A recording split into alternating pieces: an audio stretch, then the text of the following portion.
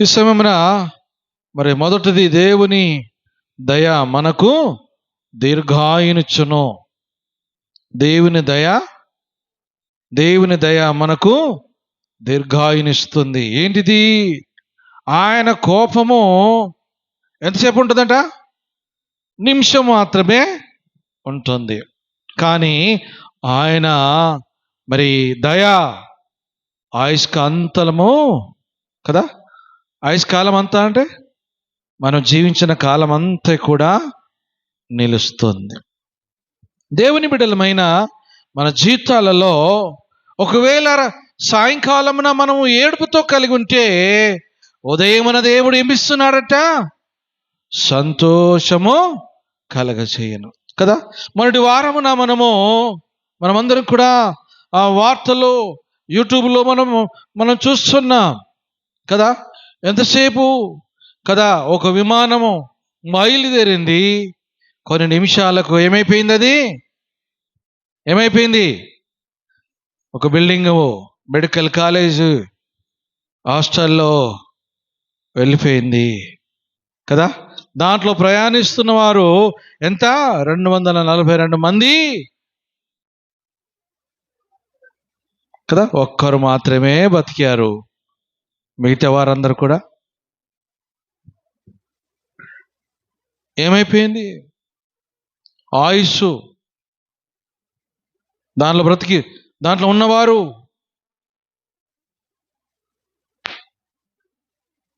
దేవుని బిడ్డలమైన బ్రతికి ఉన్నాం మనము.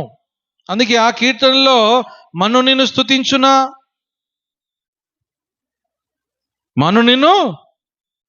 స్తుతించునా. నిజంగా వారు ప్రయాణము ఆయా గ్రామాలకు దాంట్లో వెళ్ళేవారు కొంత మరి భార్య భర్తను కలిసేందుకు వెళుతున్నది, కొందరేమో యాత్ర చేసేందుకు మరి మక్కాకు వెళ్తున్నారు, కొంతమంది ఉద్యోగాల కొరకు వెళ్తున్నారు. ఏమైపోయింది? ఆల్రెడీ ఒక సేవకుడు నవంబర్లోనే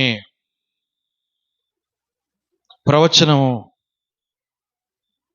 చెప్పేసినాడు. ఒక విమానం, ఎర్ర విమానం ఇండియాలో ఈ విధంగా అవుతుందని ప్రవచించినాడు.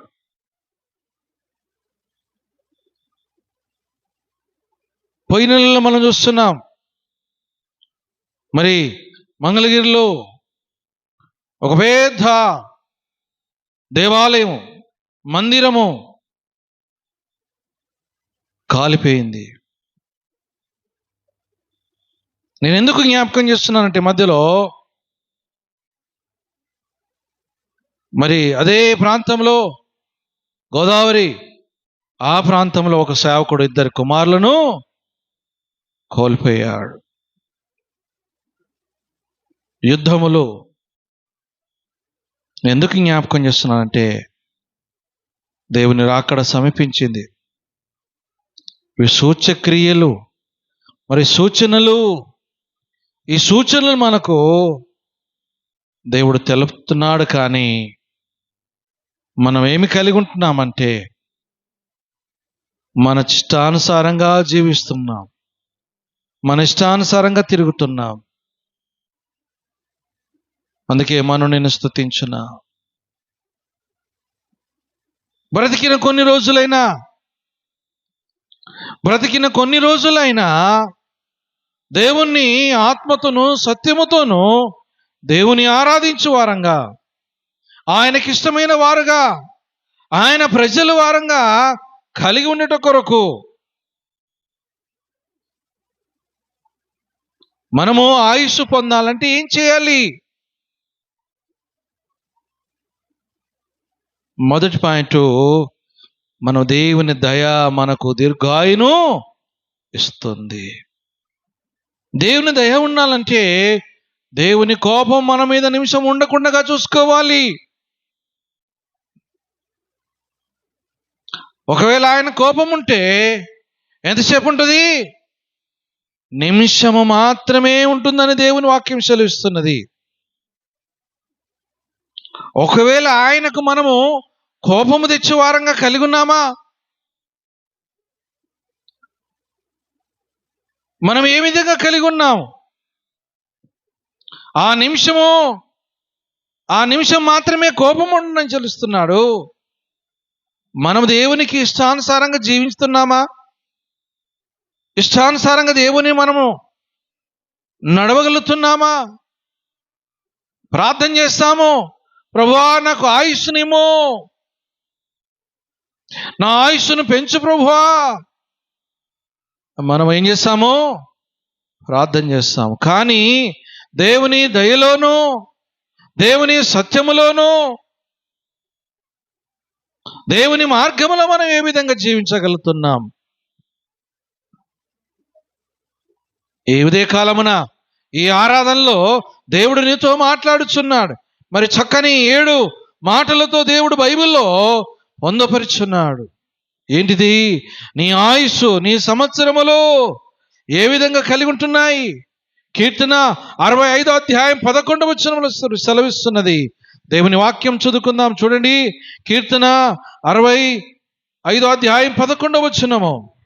సంవత్సరములు నీ దయా కిరీటము ధరింపజేసి ఉన్నావు, నీ జాడల సారమును వెదజల్లును. సంవత్సరములు నీ దయా కిరీటమును ధరింపజేసి ఉన్నావు. సంవత్సరములు దేవుడు నీ ఆయుస్సును, మన గత కాలంలో కోవిడ్ నుంచి బ్రతికించినాడు దేవుడు. మరణం అనే పడక నుంచి తిరిగి లేపినాడు దేవుడు. హాస్పిటల్ నుంచి దేవుడు తప్పించినాడు. అనేకులు ఈ లోకములో చూస్తుంటే ఎందరో ఎదిరించున్నారు. కానీ ఈ దినము నన్ను సజీవులో కలిగిన నీవు ఆయన చిత్తానుసారంగా నువ్వు జీవించగలుగుతున్నావా? దేవుడు నీకు ఆయుష్ ఇస్తున్నాడు, కానీ దేవుని యొక్క చిత్తానుసారంగా కలిగి ఉన్నావా? ఆయన దయా కిరీటము ధరింపజేస్తున్నాడు, నీకు ఆయుష్ ఇస్తున్నాడు దేవుడు. దేవుడు నీకు ఆయుష్ ఇస్తున్నాడంటే నీ జీవితంలో ఒక గొప్ప మార్పు కలగాలి. నీ జీవితంలో నువ్వు అద్భుతంగా వాడబడాలి.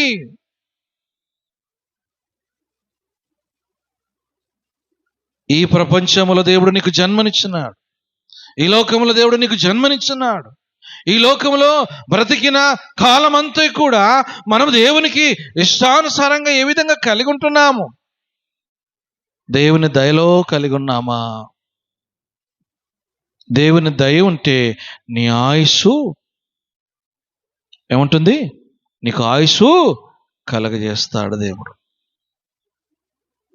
దేవుని దయ ఉంటేనే. మరి దేవుని దయ ఉండాలంటే నువ్వు ఏ విధంగా కలిగి ఉన్నావు? నువ్వు ఏ విధంగా కలిగి ఉన్నావు?